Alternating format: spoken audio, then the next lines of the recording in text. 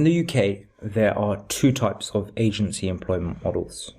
Today, we're going to be talking about the main difference between both and ensure that anybody looking at their options and looking at potentially getting into the industry is fully aware of what's out there for them.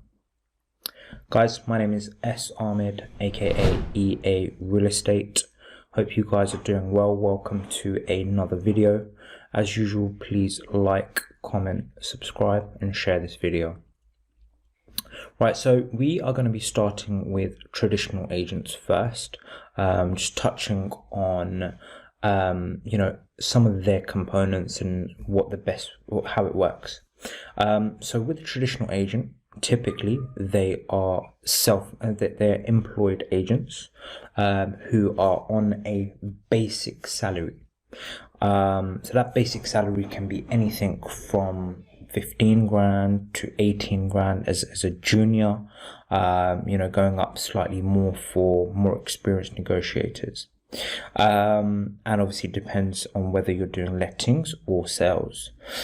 These guys are pretty much strictly office based. So they will have strict office hours, typically from 9 a.m. to 6 p.m. Across other companies, larger, more corporate companies such as Foxtons, they're pretty known for having office hours from 8 a.m. to 8 p.m. And it's very, very rigid. So, there's rigid targets and KPIs, and it's very, very, very much a ruthless environment. So if you're not performing, if you're not hitting your numbers, you're not going to be around too long. Of course, that brings about high turnover, both from the employer's side of letting people go, and employees who come and join who do not like what they're into. Ultimately, within this type of model, there is the employee, the agent is doing one task within the process. So, if they're a negotiator, be it lettings or sales, what they're doing is simply negotiating. They've got no real understanding or they're not required to go out and bring the business on. Once the business is brought on and the property is even put online for them, they will then call incoming leads and try and find a sale for this particular property. The commission can start from as low as 5%, and it's gonna go as high as about 20-25% typically. And within all of this, of course, there's the standard employee framework of holidays, benefits, etc. Self-employed agents in most cases are typically the exact opposite of traditional agents. Obviously, the role and the end goal is still the same: to close as many deals as possible, sell as many properties as possible. But the most obvious differences are as follows. So first and foremost, self-employed agents do not have a basic salary. So, as we mentioned previously, there's no basic, and everything that they earn is on a commission only basis, whereby they're having to share a percentage of the revenue with the broker / agency. Typically, this level starts at around 40%, and this can go up to 70-80%, and with other models there's no caps, etc.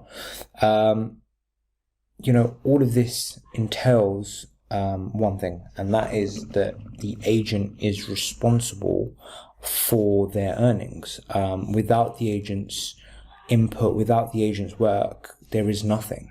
So as a result, there is complete flexibility in working hours. There is no requirement to turn up to work at 9 a.m, finish at 6 p.m, etc. All targets and KPIs are self-set. So there's no requirement, to close X amount of deals every single month, or call X amount of people, door knock X amount of people every single month. This is all dependent on what you want to do and what you want to achieve. You are responsible for the whole process yourself. So as a self-employed agent, you are responsible for making sure that you're bringing in the business, you're knocking on doors to bring in that business. And once the business is brought on, you're responsible for making sure that the marketing is done to a good standard, incoming leads are dealt with, and as a result, once the sale is agreed, you're responsible to ensure that the conveyancing is followed up. Another thing, most self-employed agents will have to pay for marketing themselves. So what that means is, should you want to get floor plans, virtual tours, or just drone footage videos of certain properties, that's something that you will have to pay for, and that is on top of what most brokerages charge is a monthly fee. So that monthly fee is on top of the marketing. Lastly, there is no cap on earnings here. So, you have the advantage of working as much as you want when you want. But if you're one of those people who is going to dedicate their life to it, sky is the limit. Earning £1 million in a year is not something that's unheard of. Likewise, hitting 6 figures in a year is very, very possible. Hope this video helps and allows you to see the benefits and understand how both work. If you have any questions, feel free to comment, and I'll get back to you. Thanks a lot.